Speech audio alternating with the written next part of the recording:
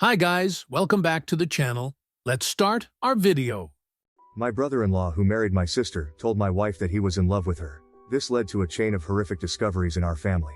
Yesterday, out of the blue, my brother-in-law asked my wife if she could meet him for lunch. He said there was something he needed to talk to her about. When my wife told me about his invitation, she seemed puzzled but not overly concerned. "Do you think it's about my sister?" she asked, furrowing her brow. "Maybe they're having problems, and he wants to get a woman's perspective on things." I found the whole situation odd. My brother-in-law had never reached out to my wife in this way before, but he often texted her and other family members for mundane reasons, so I didn't think much of it. After all, we were a close-knit family, and it wasn't unusual for us to support each other through tough times. "Go find out," I told her, shrugging off my initial unease. My wife agreed, deciding to meet him at a cafe near her office the next day. The next morning, as she was getting ready for work, she mentioned lunch again. "I'm still not sure what this is about," she said, a hint of worry in her voice. I reassured her, saying it was probably nothing serious. "Just listen to what he has to say, and if it's something we need to help with, we'll figure it out together," I said. It's a busy cafe, filled with the usual lunchtime crowd, and my wife feels a bit more at ease being in such a public setting. She arrives a bit early, finding a table near the window where she can keep an eye on the entrance. He arrives a few minutes later, looking more nervous than she's ever seen him. They exchange the usual pleasantries, talking about work and the kids for a few minutes. But then, as soon as their food arrives, he takes a deep breath and dives into what he really came to say. He starts by complimenting her, telling her how beautiful she looks. At first, she thinks he's just being polite, but then he keeps going. He tells her how she's always been the light in his life, how she makes him feel things he's never felt before. "It was love at first sight," he says, his voice trembling slightly. "I've loved you since the moment I first laid eyes on you. If you were mine, I would treat you like the queen you are. I'd give you everything you deserve." My wife is stunned. She stares at him, unable to believe what she's hearing. This man, my brother-in-law, married to my sister and father of their 2 kids, is pouring his heart out to her. He lays it on thick, making grand promises about how different life would be if they were together. He goes on, saying how he's been holding these feelings in for years, how he's watched her and admired her from afar, feeling more and more that they're meant to be together. She tries to interrupt, to tell him he's making a huge mistake, but he keeps talking over her, almost as if he's rehearsed this speech 1,000 times in his head. Mind you, this man has always had a friendly relationship with my wife. Our families see each other often since we're a close-knit bunch. He's always been the fun uncle to our kids, the guy who's there at every family barbecue, every holiday dinner. He does text my wife frequently, but it's always been about mundane things, the kids' schedules, family events, things like that. Nothing overly sexual, nothing that would set off any alarms. In fact, he texts and calls my mom too. They have a friendly rapport, and none of us ever thought anything of it. To us, he's always been just a good guy, someone we trust implicitly. So to hear my wife recount this to me is like a punch to the gut. My wife doesn't let him finish. She stands up, her chair scraping loudly against the floor, and walks out. She's shaking as she calls me, telling me everything that just happened. While she's on the phone with me, the texts from him start. First it's apologies. He didn't mean it, he thinks it's only infatuation. He's sorry for making her uncomfortable. But the damage is done. She leaves work early to come home and talk to me about this, her phone buzzing incessantly with his calls and messages. I tell her to answer one of his calls, to put him on speaker so I can hear. He's crying, begging her not to tell my sister. He keeps saying it was a mistake, that he misread signals, that he thought she felt the same way. Apparently, when we were together this past weekend, he thought my wife was flirting with him, that they had a moment alone in our kitchen where he felt a connection. My wife is a major ballbuster, and I suppose I can see how that can be taken as flirting, but this is beyond anything we could have imagined. He asks if she told me, and I answer yes, as I'm on speaker.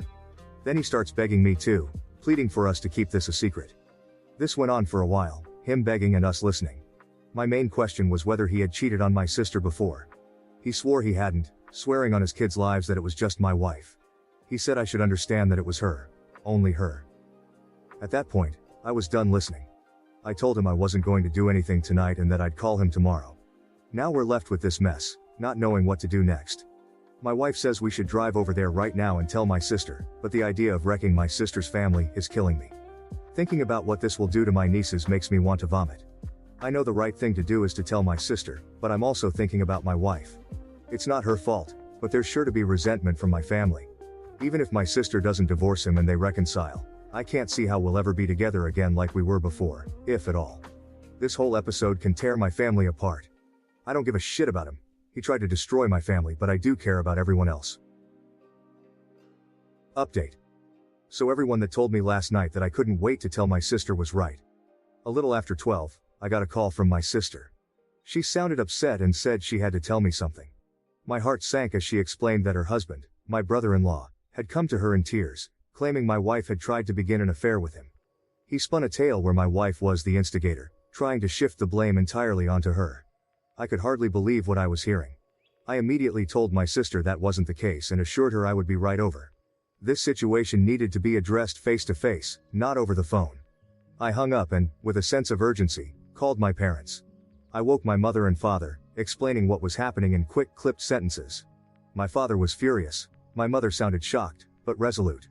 They agreed to head over to my sister's house to sit with her kids, offering the support she would desperately need right now. Next, I called my younger brother. He groggily answered, confusion turning to alarm as I filled him in. He promised to come over to our place and stay with our kids, ensuring they wouldn't be left alone during this turmoil. His calm, steady presence would be a comfort to them. Meanwhile, my wife was already gathering her things, her face pale and drawn. She was dreading the confrontation, but knew it was necessary. We left the house in a hurry, the drive to my sister's place feeling longer than it actually was. The silence in the car was heavy, both of us lost in our thoughts. When we arrived, the scene was even more tense than I had imagined. My sister is out on the front porch with my brother-in-law when we get there. He looks beaten, eyes downcast, his posture slumped in defeat. He knows we have the texts and voicemails, the undeniable proof of his betrayal. I really don't know what he was hoping to accomplish by calling my sister in the middle of the night with his lies. Maybe he thought he could get ahead of the story, twist the narrative to save himself, but it was a futile effort. As we walk up to them, the tension in the air is palpable. My wife is trembling, her face a mask of controlled anger and hurt. She hands my sister her phone without a word. My sister takes it, her hands steady but her eyes burning with a mix of fury and pain. She scrolls through the texts, her expression hardening, with each one she reads. Then she listens to the voicemails, the damning evidence of his declarations, and her refusals. Before she can say anything, my brother-in-law starts sobbing. This is a man who runs into burning buildings, who faces danger daily without flinching. Seeing him like this, broken and vulnerable, is jarring. His cries are deep and guttural, raw with regret and fear. It's a scene that's almost surreal. A big tough firefighter brought to his knees by his own actions. My sister's face remains impassive, a mask of stern resolve. She's always been tough, but right now, she's unyielding. She waits for him to finish, her silence more powerful than any words. When he finally quiets down, still hiccuping with the remnants of his sobs, she speaks. Pack a bag and go, she says, her voice cold and clear. I can't stand to look at you. He tries to argue, to plead his case, but she's having none of it. Stop it, she snaps, cutting through his words. There's nothing you can say that will make this better. She turns away from him, walks over to my wife, and pulls her into a hug. It's a moment of solidarity between them, a small comfort in the middle of this nightmare. They've been friends since college, and the strength of their bond is evident. It's a relief to see that despite everything, they're standing together. This leaves me standing with my brother-in-law. He's a wreck, his face red and swollen from crying, his shoulders slumped. He looks at me, his eyes pleading for some kind of understanding or forgiveness, but I have none to offer. He tries to speak, his voice cracking, but I cut him off. You need to leave, I say firmly. This is your mess. You need to deal with the consequences. He nods, defeated, and slowly makes his way inside to pack his things. My sister stays with my wife, the two of them talking quietly, leaning on each other for support. The rest of the night is a blur of conversations and plans. We all rally around my sister, helping her figure out what to do next, how to protect her kids from the fallout. My sister begins questioning my wife, trying to understand why her husband thought any of this could possibly work out. He must have had some reason to believe she reciprocated his feelings. My sister insists that there hadn't been any issues in their marriage, everything had been normal. My wife is crying at this point, tears streaming down her face as she tries to make sense of the situation. There's nothing you haven't seen, she says, her voice shaking. She hands my sister her phone again, and together they painstakingly go through every text message sent over the past 2 years. They read each one carefully, looking for any hint of inappropriate behavior, but there's nothing there. My wife was just being herself. She has a playful personality, always joking around and teasing. It's part of what makes her so lovable and approachable. My brother-in-law has a similar sense of humor, and they've always teased each other in a lighthearted, harmless way. She does the same with my mom and my younger brother. It's just how she interacts with people. The only incident my wife can think of that might have been misconstrued happened this past weekend. She recounts it, trying to pinpoint where things went wrong. They were all together at our place, and she and my brother-in-law both reached for the fridge at the same time. They playfully jostled for who would get there first, laughing as they did so. He let her win, but then he reached around her waist to grab a beer, moving his hand slowly. She admits that in that moment, the way he did it felt a little inappropriate. It was a fleeting feeling, and she brushed it off, not wanting to make a big deal out of it. She wonders now if her silence gave him some misguided hope. My sister listens, her expression softening. She doesn't blame my wife for any of this. She knows her well enough to understand that her playful nature isn't an invitation for anything more. It's not your fault, she reassures her, and my wife nods, though the guilt still lingers. As they finish reading through the messages, it's clear there was never any mutual attraction, no hidden signals or secret flirtations. My wife was just being herself, and my brother-in-law took that and twisted it into something it wasn't. The realization that this misunderstanding has caused so much pain is almost too much to bear, but at least, for now, my sister's belief in my wife remains intact. So then, my sister starts going through his MacBook to see what else she doesn't know about. She's angry and frantic at this point, her hands shaking as she types. She guesses the password, and on the third try, she's in. With a deep breath, she starts searching through his files, looking for anything that might shed more light on this nightmare. It doesn't take long before she finds something disturbing. There, buried in a folder labeled innocuously, are a lot of pictures of my wife. They date back years, and what's more unsettling is that they're always isolated shots, just her, never in group settings or candid family moments. My sister clicks through them, her anger turning into a cold, creeping horror. One set of photos stands out. A few years ago, we went on a couple's trip to the Caribbean. It was a rare vacation without the kids, and my wife, feeling more relaxed in the adults-only environment, had worn a bikini. She usually doesn't, preferring more modest swimwear, but this time she had felt comfortable enough to do so. There were probably 50 pictures of her in that bikini, each one taken without her knowledge. My sister's face pales as she scrolls through them. It's clear he's been secretly snapping these photos for years, collecting them obsessively. The realization that he's been harboring this fixation, lurking in the shadows of family events, sends a shiver down her spine. Does this now enter restraining order territory? She wonders aloud, her voice barely above a whisper. This has taken a creepy turn, far beyond what any of us had imagined. The boundary between inappropriate and outright disturbing has been crossed. She calls us over, showing us the pictures. My wife gasps, her hand flying to her mouth in shock. She had no idea he was doing this, no inkling of his obsession. My sister, her anger now tempered by a deep sense of betrayal, starts talking about next steps. Legal action, protection for her kids, and a restraining order. All possibilities that need to be considered now. We're all reeling from this new discovery. The man we thought we knew, who we trusted as a husband, a father, and a brother-in-law, has shown a side of himself that's dark and disturbing. It's not just a matter of infatuation anymore, it's something far more insidious. Unfortunately, the mess continues. My sister agreed to talk to her husband last night and let him explain himself. She was determined to get the full story and decided to involve my wife directly to ensure there would be no lying or half-truths. They set up a FaceTime call with my wife, and I listened in off camera, my heart pounding with a mix of anger and dread. My sister, ever thorough, recorded the entire conversation for good measure.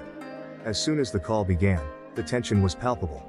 My brother-in-law looked exhausted, his eyes red-rimmed and swollen from crying. He started hesitantly, his voice shaky, but as he spoke, the truth began to pour out, and the story unfolded in a way none of us had fully anticipated. He admitted he's been obsessed with my wife for years. It started the day I met her, he confessed, his voice barely above a whisper.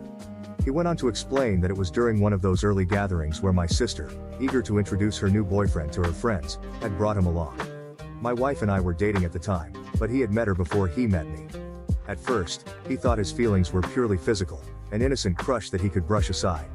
But as time went on and he spent more time around her, he realized it was more than that. He became fixated on her personality, her laughter, the way she interacted with everyone around her. He described moments where he found himself watching her, captivated by her presence, even as she was just being herself, playful and kind. He detailed how he had tried to suppress these feelings, convincing himself that they were harmless. But over time, his obsession grew. He started finding ways to be near her more often, volunteering to help with family events, making excuses to text her about trivial things. It was a slow, insidious process that eventually led to the point where he felt compelled to confess his feelings, deluding himself into believing she might feel the same way. My sister listened, her face a mask of controlled rage and heartbreak. She didn't interrupt him, letting him dig his own grave with each word. My wife, on the other hand, was visibly shaken. Hearing how long this had been going on, how deeply his obsession ran, was almost too much for her to bear. When he finished, there was a heavy silence. My sister finally spoke, her voice icy and measured. "What made you think that my wife would leave me for you?" she asked, her eyes boring into his. He stammered, struggling to find the right words. He mentioned the supposed mutual attraction, the moments he had misinterpreted as signs of her reciprocation. My wife and sister exploded at that point, their pent-up anger and frustration spilling over. There was a lot of cussing, a lot of screaming, the raw emotion of betrayal and hurt coming to the forefront. My wife hung up the call, her hands trembling, her face pale. She was concerned for me, for us, assuring me repeatedly that the attraction was one-sided. I believed her. I always had. Even if she did find him physically attractive at some point, I knew she would never act on it. She's serious about trust and fidelity, something she made clear early on in our relationship. This whole ordeal was a twisted fantasy of my brother-in-law's, a dangerous delusion that had nearly torn our family apart. The tension that had been building up during the call finally erupted into a storm of cussing and screaming. My wife's voice was a mix of fury and hurt, while my sister's was steely and unforgiving. The barrage of emotions was overwhelming, the air thick with betrayal and disbelief. The phone call abruptly ended when my wife, shaking and distraught, hung up because she was concerned for me. She turned to me, her eyes wide with fear and confusion. "It was one-sided," she assured me, her voice trembling. "I never thought it wasn't," I replied, trying to soothe her. Even if she did find him physically attractive at some point, I knew she would never act on it. She's just not that type of person. Early on in our relationship, there was a moment that encapsulated her stance on trust and fidelity perfectly. I remember watching her one morning as she was dressing, admiring her without saying a word. She noticed, gave me a teasing smile and asked if I liked what I saw. But then her expression turned serious, almost cold. "Never fuck up," she said, her tone leaving no room for misunderstanding. "Or you'll never see this again." She meant every word. My wife is serious about trust. Once it's broken, it's almost impossible to mend. As I sat there, replaying the chaotic scene in my mind, I couldn't help but reflect on my brother-in-law. I knew he was a little cocky, always walking with a certain swagger, but my God, I never knew he thought so highly of himself to believe he could pull off something like this. His delusions of grandeur were staggering, completely detached from reality. I talked to my sister later on, once the initial shock had started to wear off and we could speak more calmly. She was resolute, determined to protect her children from the fallout of her husband's actions. She told me she would be contacting a lawyer first thing Monday morning to see what steps she could take to limit his exposure to their kids. She wanted to ensure that they were shielded from as much of this mess as possible. "As far as I'm concerned, he's detached from reality," she said, her voice steely with resolve. Her concern was no longer about saving her marriage but about safeguarding her children and maintaining a semblance of stability for them. Anyway, my brother-in-law returned home yesterday, not because my sister wants him back but because she can't legally stop him. Despite the turmoil and the clear betrayal, he has the right to be in the house until the legal proceedings move forward. The atmosphere is tense and uncomfortable, filled with unspoken words and palpable resentment. They are done, and I think he realizes that now. There's a hollow look in his eyes, as if he understands that any hope he had of salvaging their marriage is gone. The lawyer tells my sister that since my brother-in-law's behavior over the past few days has been documented, there is a good chance she will be granted full custody of the kids. The texts, voicemails, and the disturbing cache of photos all paint a clear picture of his obsession and instability. He doesn't seem to even want to fight her on that. It's as if he knows he's lost everything and is too weary to put up a battle. My sister will be fine. She's stronger than she looks, and any love she had for him is gone. She moves through the house with a determined air, her focus now entirely on her children and their future. She doesn't seem to be broken up about it. Rather, she looks like someone who's finally seen the truth and is ready to move forward. The kids don't know what happened yet. They sense something is wrong. Kids always do. But they don't know the details. My brother-in-law was never around much anyway when the kids were home. He often slept at the fire station, pulling double shifts and overtime. His absence was a constant in their lives, a silent but ever-present gap that they had grown used to. But it is certain to be hard on them once they know what's going to happen. the stability of their home, the presence of both parents, even if it was fractured, will change. My sister is prepared for this. She's already spoken to a child psychologist to help them navigate the inevitable questions and emotions that will arise. She's ready to be both mother and father, to provide them with the love and support they'll need. As for my brother-in-law, he stays in the guest room, a silent figure in a house that no longer feels like his home. He seems resigned to his fate, going through the motions but devoid of any real fight. It's a sad, pitiful sight, but my sympathy is limited. Some of my friends have said that there must be more women, that someone as obsessive as my brother-in-law couldn't have fixated on just one person. But as far as we can tell, there hasn't been anyone else. It's really just the obsession with my wife. His fixation on her has been singular and intense, leaving no room for anyone else. After everything came to light, my wife blocked his phone number, trying to create some distance and protect herself from his unwanted advances. But on the same night he returned home, he sent my wife an email from an account he had just made. It started with a seemingly sincere apology, but it quickly took a turn into something much darker. He began by saying he never got to finish at the restaurant that day, implying there was more he needed to confess. Then he launched into paragraphs and paragraphs about all the things he loves about my wife. He detailed the desperation he felt, the overwhelming emotions that had driven him to act so irrationally. He recounted every little detail he admired about her, her smile, her laugh, the way she interacted with others. It was unsettling, to say the least, to see his obsession laid out so starkly. He mentioned their supposed mutual attraction again, insisting that there was a palpable sexual tension between them that he had always felt. He was delusional, mistaking her friendly, playful nature for something more. He painted a picture of a connection that existed only in his mind, a fantasy that he had convinced himself was real. The email ended with a rather large section about me. Let's just say I didn't know he had such a low opinion of me. He was quite certain that I was not satisfying my wife properly. He criticized everything from my appearance to my demeanor, implying that I was somehow unworthy of her. His words were meant to undermine me, to sow seeds of doubt and insecurity.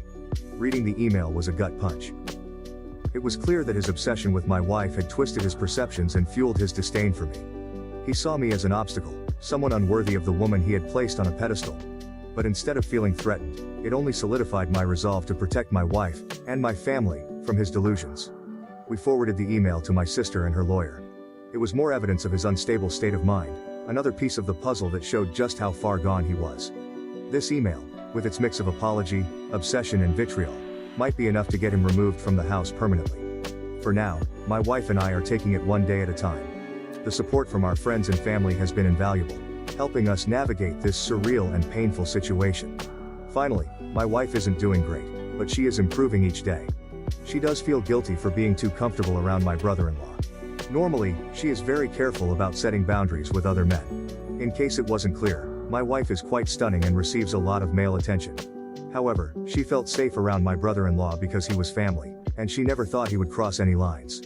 Fortunately, she and my sister are on good terms, and there doesn't seem to be any resentment, which is a relief. We will all be okay, but it will take time. Thank you to everyone who commented and offered their support. My primary concern throughout this was my sister and her children. The impact of my brother-in-law's actions on their lives is immense. Ensuring their protection and emotional well-being became our priority. Children, especially, need shielding from such toxic situations to maintain their sense of security and normalcy. When faced with such a situation, it's essential to act quickly and decisively. We didn't hesitate to gather evidence, confront the issue, and involve legal help to ensure the safety and well-being of everyone involved. Procrastination or denial could have led to further harm. What do you think about this story? Please share your comments down below. Thank you for listening to Vibe Tales.